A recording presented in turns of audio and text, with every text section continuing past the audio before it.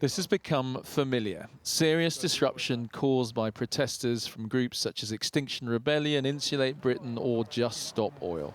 For many, the police have been too gentle in the way they've dealt with this. So today, the Prime Minister and Home Secretary are meeting police chiefs.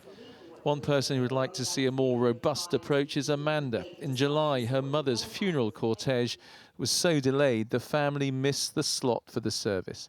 This picture shows the back of the hearse stuck in the jam created after police diverted traffic off the M25 due to a Just Stop Oil protest.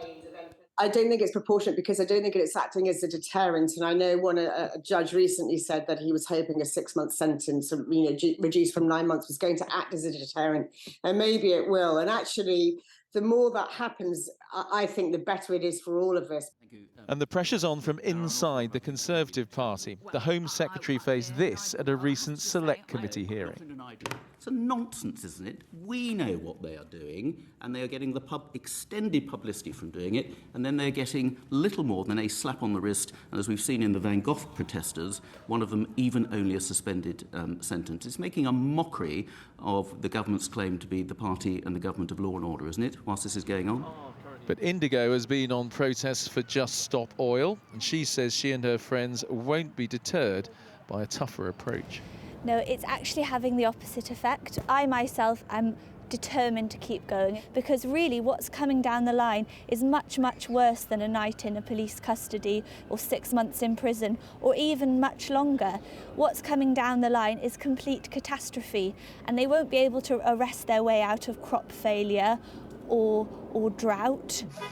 So get ready for more of this and more pressure on the police to find the correct balance between a right to public protest and the public's right to go about their business. I want to speak to Andy live now, because Andy, there's been quite a bit of news floating around Westminster today, including one surprise resignation. What can you tell us? Yeah, Ian Blackford, the head of the SNP at Westminster for the last 5 years, has announced that he's standing down from that position.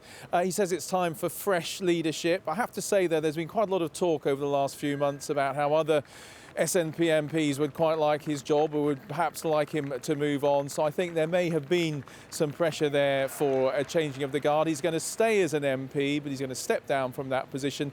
And at a meeting of the SNP next week, they will choose his successor. He's a very familiar face, isn't he? And we've also heard from another parliamentarian that many of our viewers will be familiar with. Yeah, Boris Johnson has confirmed he is going to fight the next election and stand as an MP next time round. I think the most interesting thing about this is, as long as he is there is always going to be that possibility, that sort of sense that there could be a comeback. Remember, it's only a couple of months since he decided not to stand against Rishi Sunak for the leadership. We do think that he had enough MPs, after all, to be able to go through, but he chose not to fight. So as long as he's still in the House of Commons, I think there's always going to be that possibility. But the other thing he has to think about is he's sitting on a majority of about 7,000 in Uxbridge and South Ruislip. I'm sure there'll be a concerted effort by a lot of people to try and beat him in that election, so he's probably going to have to work to keep his constituency as well. Thank you, Andy. Good to talk to you.